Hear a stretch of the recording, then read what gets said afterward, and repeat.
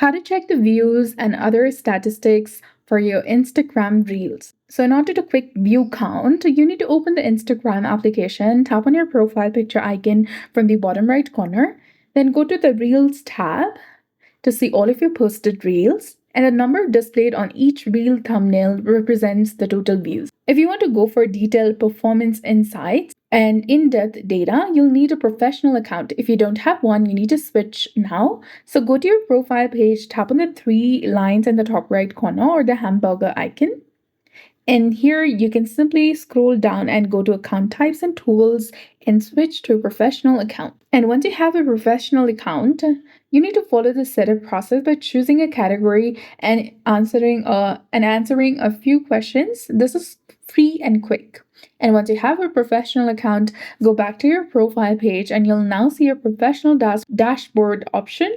Tap on the reel that you want to analyze. And in the bottom right corner, tap on this eye icon that is indicating views. And here it will show you the entire reel insights. Here you can see detailed statistics, including total views, watch time, likes, comments, which helps you understand your audience reach.